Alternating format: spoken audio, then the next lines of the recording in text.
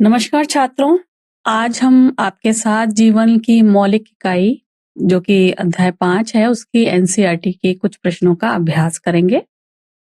तो चलिए शुरू करते हैं यह सत्र। और देखिए, यह अस्वीकरण है और हमारा जो आज का उद्देश्य है, जैसा कि मैंने आपको बताया, जीवन की मौलिक इकाई जो अध्याय 5 है उसकी मुख्य अवधारणाओं का अन्वेषण करेंगे ताकि जीवन के मूल तत्वों में एक मजबूत नींव हमारी बन सके, और यह हम करेंगे एनसीईआरटी के अभ्यासों को हल करके। तो हमें आज हल करने हैं प्रश्न संख्या 1 से लेके प्रश्न संख्या 10 तक के जो प्रश्न हैं उनको, जो कि अध्याय 5 जीवन की मौलिक इकाई से संबंधित हैं।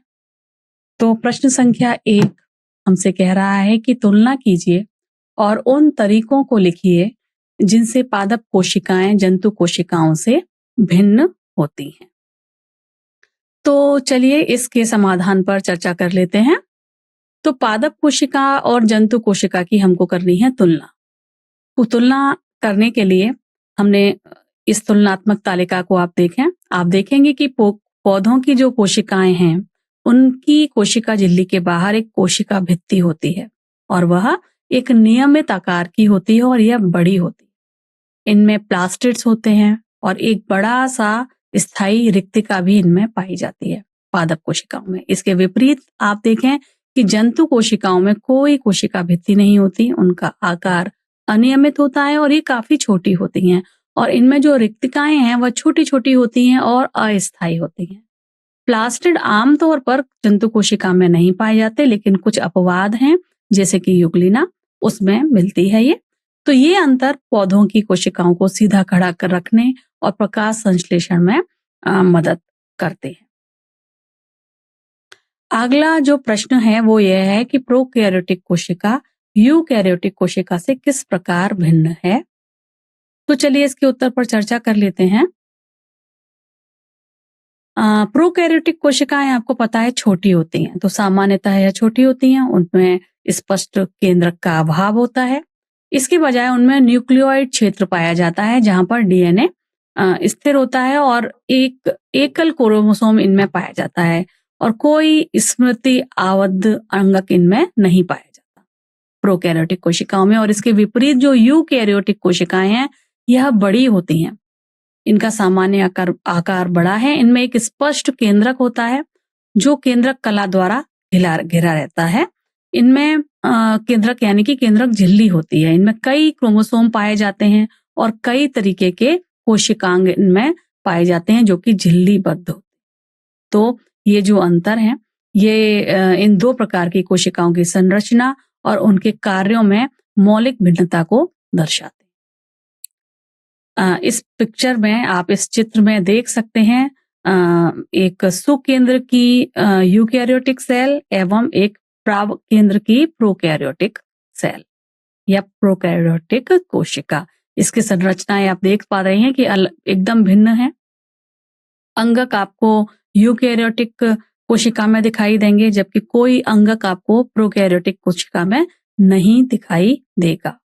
केंद्रक जो है वो केंद्राकाभ वाली में स्थिति में पड़ा रहता है, जबकि यहाँ पर केंद्र का एक झिल्लीबद्ध संरचना के अंदर होता है यूकैरियोटिक्स में। अगला प्रश्न है, यदि प्लाज्मा झिल्ली फट जाए या टूट जाए तो क्या होगा। तो यदि प्लाज्मा झिल्ली फट जाए या टूट जाए तो कोशिका अपनी संरचनात्मक निरंतरता को खो देगी, बिल्कुल खो देगी, और इस बात पर वह निरंतरण भी खो देगी कि क्या अंदर जा सकता है और क्या बाहर आ सकता है। इसके कारण जो महत्वपूर्ण कोशिका सामग्री है उसका रिसाव हो सकता है और आंतरिक घटक बाहरी वातावरण के संपर्क में आ सकते हैं। कोशिका अपना आकार खो सकती है, क्षतिग्रस्त हो सकती है और हम कह सकते हैं कि अंततः मर भी सकती है। तो एक जो स्वस्थ कोशिका है उसमें एक बहुत ही विशिष्ट आंतरिक संतुलन बनाए रखती है। टूटी हुई झिल्ली के साथ बाहर और अंदर के वातावरण में स्वतंत्र रूप से मिश्रण होता है और कोशिका इस महत्वपूर्ण नियंत्रित आंतरिक स्थिति को खो देती है यदि उसकी झिल्ली टूट जाएगी तो। और जैसा कि मैंने बताया कि अपनी संरचनात्मक अखंडता को भी यह खो देगी, क्योंकि प्लाज्मा झिल्ली जो है उसकी संरचना बनाए रखने में काफी मदद करती है।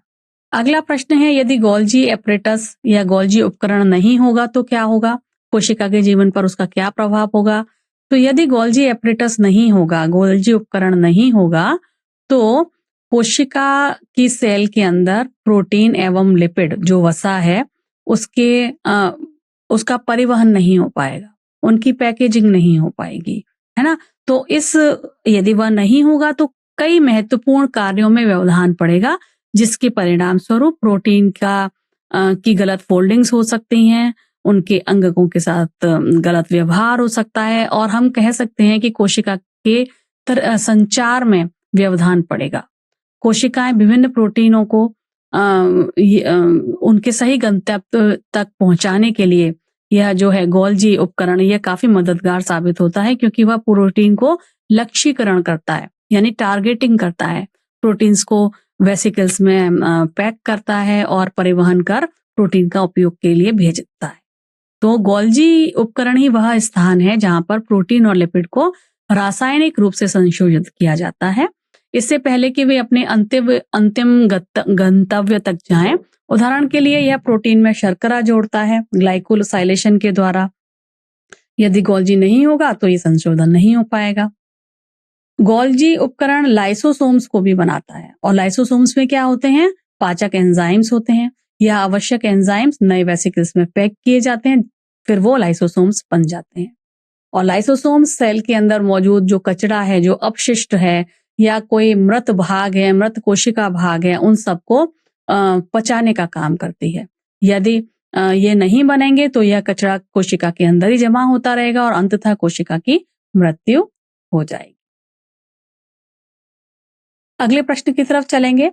इस प्रश्न में पूछा गया है, कौन सा कोशिकांग कोशिका की शक्ति ग्रह के रूप में जाना जाता है और क्यों? तो चलिए इस पर चर्चा कर लेते हैं। माइटोकॉन्ड्रिया को अक्सर कोशिका का पावर हाउस कहा जाता है, क्योंकि वे एटीपी के रूप में कोशिका की अधिकांश ऊर्जा का उत्पादन करते हैं। इसका मतलब है कि माइटोकॉन्ड्रिया कोशिका के कार्य करने के लिए आवश्यक ऊर्जा का मुख्य स्रोत है। कोशिका श्वसन की वह प्रक्रिया है जिसके द्वारा एटीपी बनता है, मतलब ऊर्जा की फॉर्म में एटीपी बनता है। यह महत्वपूर्ण प्रक्रिया मुख्य रूप से माइटोकॉन्ड्रिया के अंदर होती है, जिसमें अक्सर कोशिका के पावर हाउस के रूप में माना जाता है। श्वसन के दौरान ग्लूकोज और ऑक्सीजन का उपयोग एटीपी बनाने में किया जाता है, जिसका उपयोग कोशिकाएं अपनी गतिविधियों को संचालित करने के लिए करती हैं। माइटोकॉन्ड्रिया इस ऊर्जा उत्पादन में एक केंद्रीय भूमिका निभाते हैं, जिससे वे जीवन को बनाए रखने और सभी कोशिका कार्यों का समर्थन करने के लिए आवश्यक हो जाते हैं। एटीपी का उत्पादन करके माइटोकॉन्ड्रिया कोशिका के सभी कार्यों के लिए आवश्यक ऊर्जा देता है, मांसपेशियों को गति से लेके विभिन्न प्रकार की नर्वों को संकेत देने तक। और यही कारण है कि माइटोकॉन्ड्रिया को कोशिका का ऊर्जा घर कहा जाता है। अगला प्रश्न आपसे यहाँ पूछा जा रहा है, कोशिका झिल्ली का निर्माण करने वाले लिपिड और प्रोटीन कहाँ संश्लेषित होते हैं? तो कोशिका झिल्ली का निर्माण करने वाले जो लिपिड और प्रोटीन है वह एंडोप्लाज्मिक रेटिकुलम में संश्लेषित होते हैं, जहां कोशिका क्योंकि एंडोप्लाज्मिक रेटिकुलम या जिसे अंतः द्रव्यी जालिका कहते हैं, वह दो प्रकार के हैं। एक होता है रफ एंडोप्लाज्मिक रेटिकुलम और दूसरा होता है चिकना एंडोप्लाज्मिक रेटिकुलम। चिकना वाला जो है वह लिपिड्स को बनाने के लिए जिम्मेदार है, जैसे वसा एवं कोलेस्ट्रॉल, और जिनका उपयोग झिल्ली के निर्माण में होता है। चूंकि इनकी सतह पर राइबोसोम नहीं होते हैं, इसलिए इनको हम चिकना बोलते हैं। जबकि जो रफ होता है, रुक्ष होता है, उसके सतह पर राइबोसोम्स होते हैं और इसी कारण वह प्रोटीन निर्माण में अपनी मदद करते हैं। ठीक है, चलिए अब हम अगले प्रश्न की तरफ चलते हैं। प्रश्न संख्या 7। इस प्रश्न में हमसे पूछा गया है, अमीबा अपना भोजन कैसे प्राप्त करता है? तो इसका हल देख लेते हैं। अमीबा अपना भोजन एंडोसाइटोसिस नामक प्रक्रिया से प्राप्त करता है। जब कोई भोजन जैसे कि कोई बैक्टीरिया यदि अमीबा की कोशिका झिल्ली के पास आएगा तो झिल्ली अंदर की तरफ मुड़ जाती है और एक पॉकेट बना लेती है। यह पॉकेट फिर कोशिका के अंदर ही अलग हो जाता है और एक भोजन रिक्तिका के रूप में परिवर्तित हो जाता है। यह रिक्तिका के अंदर काफी सारे एंजाइम्स भरे रहते हैं जो भोजन को पोषक तत्वों में तोड़ देते हैं, जिसका उपयोग अमीबा कर सकता है। अमीबा अपनी बाहरी परत बहुत लचीली रखता है। जब यह भोजन पाता है तो अपनी झिल्ली को भोजन के कण के चारों ओर लपेट देता है। यह जो सूडोपोडिया होते हैं, यानी यह जो अस्थायी उंगली जैसे एक्सटेंशंस होते हैं, उनका उपयोग करता है और उसको भोजन को उससे पकड़ता है और भोजन को अंदर की तरफ खींच लेता है। इन सूडोपोडिया को हिंदी में कूटपाद भी कहा जाता है। जब अमीबा भोजन के कणों को अपने अंदर लेता है तो वह अपने चारों ओर एक भोजन रिक्तिका, जिसे अंग्रेजी में फूड वैक्यूल के नाम से जानते हैं, वह बना लेता है। जैसे ही भोजन फंस जाता है, अमीबा विशेष पाचक रसायन, जिन्हें हम एंजाइम्स कहते हैं, उनको भोजन रिक्तिका में छोड़ देता है ताकि भोजन को वहीं पर पचाया जा सके। दिए गए चित्र में आप अमीबा में एंडोसाइटोसिस प्रक्रिया को देख सकते हैं। चलिए अब हम अगले प्रश्न की तरफ चलेंगे। यह है प्रश्न संख्या 8। इसमें प्रश्न दिया हुआ है परासरण क्या होता है। परासरण की परिभाषा बतानी है हमें इस प्रश्न के उत्तर में। तो चलिए इसका देखेंगे उत्तर कैसे बनेगा। परासरण क्या है? परासरण वह प्रक्रिया है जिसमें जल जैसे विलायक एक अर्धपारगम्य झिल्ली के माध्यम से उन क्षेत्रों से दूसरे क्षेत्रों की ओर गति करते हैं जहां यह अधिक सांद्रता में होते हैं, वहां से यह जाएंगे कम सांद्रता वाली जगह। तो हम कह सकते हैं कि विलायक का अपनी उच्च सांद्रता वाले क्षेत्र से अपनी निम्न सांद्रता वाले क्षेत्र की ओर अर्धपारगम्य झिल्ली के माध्यम से जाने का जो प्रक्रिया है उसे परासरण कहते हैं। परासरण के दौरान जल के जो अणु हैं, परासरण के दौरान जो जल के अणु होते हैं वह प्लाज्मा झिल्ली के दोनों दिशाओं में पार करने के लिए स्वतंत्र होते हैं। ठीक है, तो इस तरीके से यह दोनों ओर विलेय की सांद्रता को संतुलित भी कर पाते हैं। अगला प्रश्न है प्रश्न संख्या 9। यह प्रश्न हमसे पूछ रहा है निम्नलिखित परासरण प्रयोग करें, जिसमें 4 छिले हुए आलू के आधे टुकड़े लेने हैं और प्रत्येक को खोखला करके आलू का कप बनाना है। इसमें से एक आलू के कप में उबले हुए आलू, एक जो आलू का कप है वह उबले हुए आलू से बना हुआ होना चाहिए एवं प्रत्येक आलू के कप को हमें पानी भरी एक द्रोणी में रखना होगा। अब 4 तरीके इन्होंने बताए हैं। क में हमें जो कप ए है उसको खाली रखना है, कप बी में हमें 1 चम्मच चीनी डालनी है, कप सी में हमें 1 चम्मच नमक डालना है और कप घ में हमें उबले हुए आलू को उस कप में रखना है और उसमें 1 चम्मच चीनी डालना है। अब इस सेटअप को हम 2 घंटे के लिए छोड़ देंगे। फिर जो चारों आलू हैं, जो चारों ABCD कपों में रखे हुए हैं, उनको हमें अवलोकित करना है कि उनमें हुआ क्या। हमें पहले ये बताना होगा कि कारण स्पष्ट करें कि क्यों कप बी और कप सी के खोखले हिस्से में पानी इकट्ठा हुआ। दूसरा, हमें इस प्रयोग के लिए ये बताना होगा कि आलू जो ए है, ए कप में रखा हुआ है, उसकी आवश्यकता क्या है। हमें तीसरा ये भी बताना है, यह कारण स्पष्ट करना है कि क्यों ए एवं डी कप के खोखले हिस्सों में पानी जो है, जो आलू रखा था वहां पे, उनमें पानी इकट्ठा नहीं हुआ। ये हमारे से प्रश्न इन्होंने पूछा है। तो यह एक प्रैक्टिकल प्रश्न है, प्रयोगात्मक प्रश्न है। तो चलिए इसके उत्तर को समझ लेते हैं।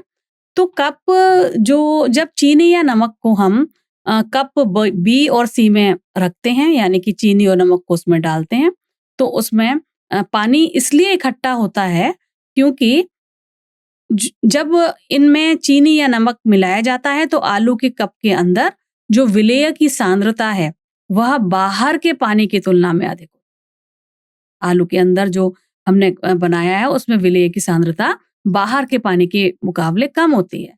तो फिर क्या होगा, परासरण के कारण जो पानी है वह उच्च जल सांद्रता वाले क्षेत्र से कम जल सांद्रता वाले क्षेत्र की ओर अर्धपारगम्य आलू के ऊतक के माध्यम से गति करेगा कि नहीं करेगा।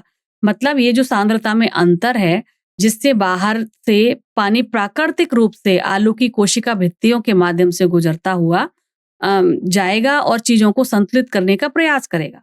आलू एक ऐसे अवरोधक के रूप में यहाँ पर कार्य करता है जो पानी जैसी छोटी चीज को तो गुजरने देगा, लेकिन नमक या चीनी जैसी जो बड़ी अणु हैं जिसके, उनको गुजरने से रोकता है।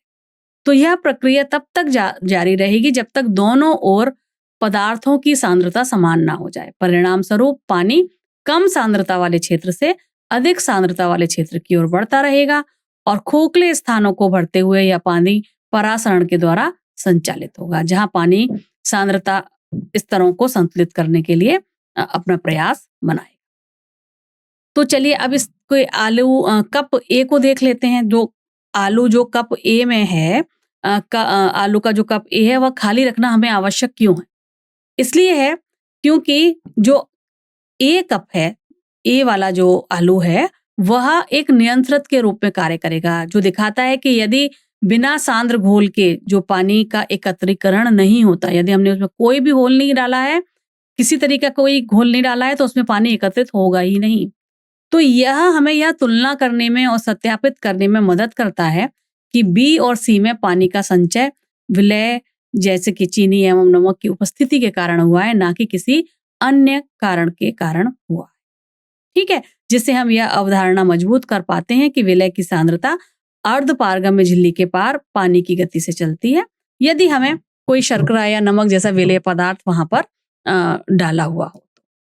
तीसरा, नियंत्रण के बिना हमें यह भी समझना चाहिए हम कारक या प्रभाव के संबंधों के लिए कोई वैध निष्कर्ष नहीं निकाल सकते, इसलिए हमें एक नियंत्रण के रूप में एक आलू को रखना ही होगा जिसमें हम कुछ भी ना डालें। ठीक है, तो ये हुई बात। तीसरी, कप ए और डी में पानी इकट्ठा नहीं होता है। क्यों? क्योंकि केवल वे कप जो भरे हुए हैं उनमें पानी इकट्ठा होगा, क्योंकि कप ए खाली है, इसमें पानी रखने की क्षमता नहीं है। इसी तरह कप जो डी है वह भी खाली है, उसमें भी पानी नहीं रहेगा।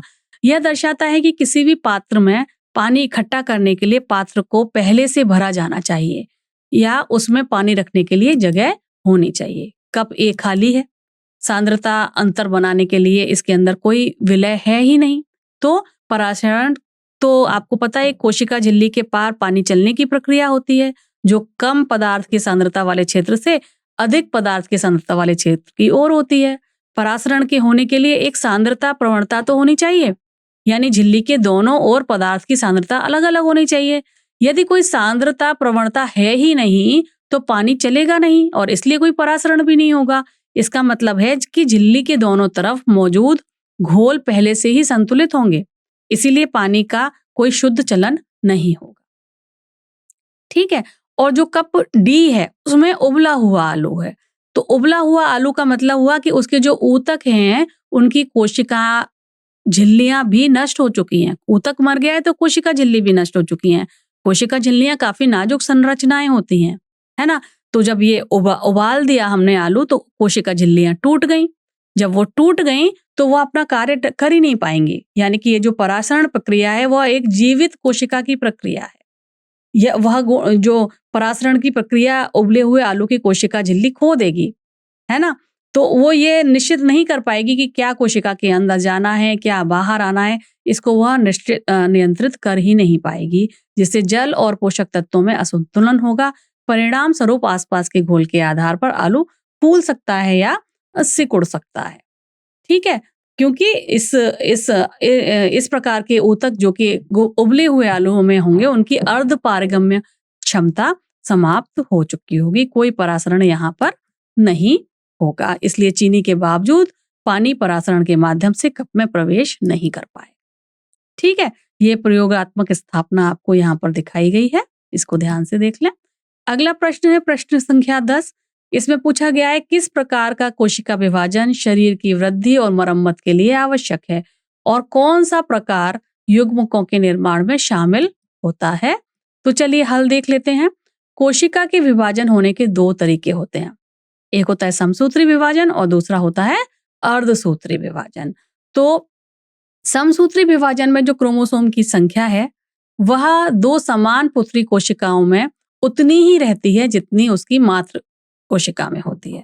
और यह समसूत्री विभाजन क्यों होता है? यह वृद्धि के लिए, मरम्मत के लिए या फिर अलैंगिक प्रजनन के लिए इस तरीके के विभाजन का उपयोग होता है। जबकि अर्धसूत्री विभाजन में जो पुत्री कोशिकाएं होती हैं, जो एक कोशिका से 4 कोशिकाएं बनती हैं, उनमें क्रोमोसोम की संख्या आधी रह जाती है, जो कि यौन प्रजनन कोशिकाओं में युग्मक निर्माण के लिए जरूरी होता है।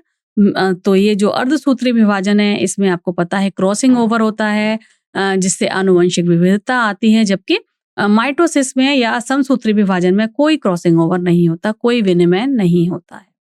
ठीक है। अवधि की यदि हम बात करें तो समसूत्री विभाजन काफी कम अवधि में होता है, जबकि अर्धसूत्री विभाजन में काफी ज्यादा समय लगता है। दिए गए चित्र में आप समसूत्री एवं अर्धसूत्री विभाजन की जितने भी स्टेप्स हैं उनको देख सकते हैं। तो ये था आज का सत्र, जिसमें हमने कुछ एनसीईआरटी पर आधारित प्रश्नों को किया। मुझे उम्मीद है आज के सत्र में से आपको काफी कुछ सीखने को मिला होगा। अब अगले कुछ नए टॉपिक्स के साथ अगले सत्र में आपके साथ मुलाकात होगी। तब तक अपना बहुत ध्यान रखें। आपका बहुत बहुत धन्यवाद।